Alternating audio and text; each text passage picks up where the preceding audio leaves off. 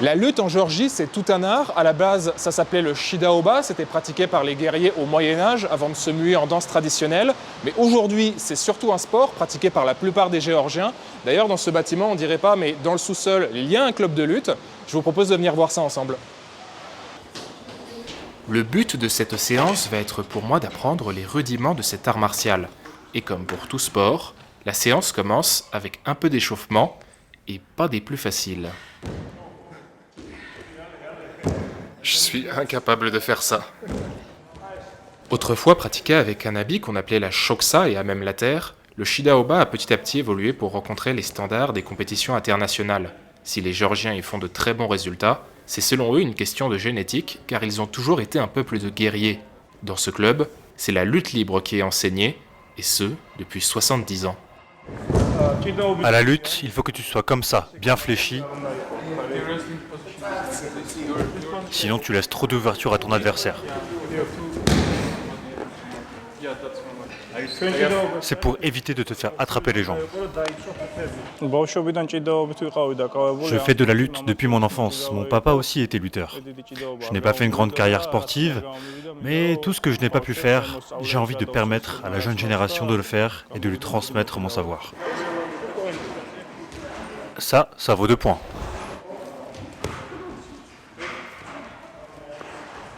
Vas-y, mets-le au sol. Ce qui est important pour le faire tomber, c'est d'avoir un bon appui et de pousser avec sa tête. Quelle est la principale différence alors entre la lutte libre et la lutte gréco-romaine? Je dirais que la différence, c'est que nous, en lutte libre, on a le droit d'attraper les jambes.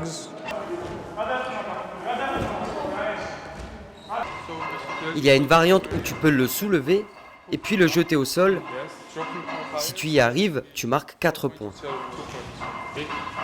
Tu veux dire, si j'arrive à te porter et à t'envoyer derrière moi? Je vais te montrer.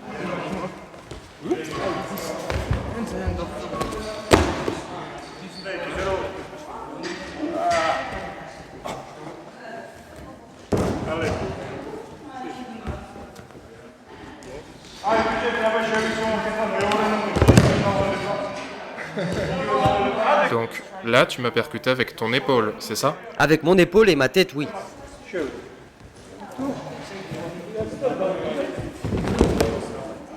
Comment elle s'appelle, cette technique? Kisrouli. C'est un mot géorgien? Oui, tout à fait. Il va te montrer ce qu'on appelle le nakade. À chaque fois qu'il arrive à te faire tourner, il marque 2 points.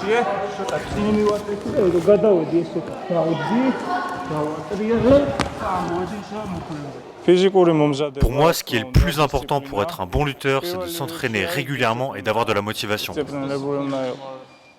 Si t'es sportif mais que t'es pas régulier et motivé, c'est peine perdue. Maintenant qu'on a vu les techniques de base, il est temps d'essayer de les appliquer au combat. Et c'est plus facile à dire qu'à faire. Allez.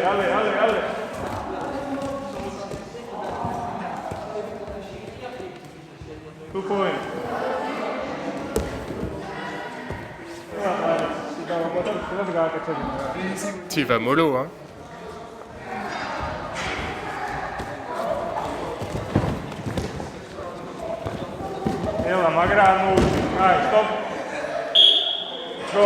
Go.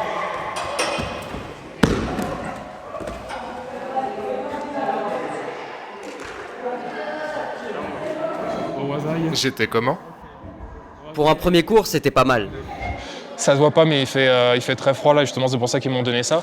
Mais non, c'était sympa, mais ouais, ça demande beaucoup de technicité. À peine j'étais en train d'essayer de réfléchir comment passer dans son dos, qu'il avait déjà mis ses mains pour m'empêcher. À peine j'ai essayé de changer, qu'il a créé une ouverture, il est revenu dans mon dos. Donc ouais, ça demande beaucoup de rapidité. J'ai pas senti qu'il mettait de la force particulièrement. Mais ouais, juste ils avaient tous les réflexes, ils connaissaient tous les placements de mains, de jambes. J'ai senti qu'ils m'ont laissé un peu faire quand j'ai placé les techniques. Forcément, ils y allaient mollo avec moi, mais ouais, c'était super sympa. Ouais.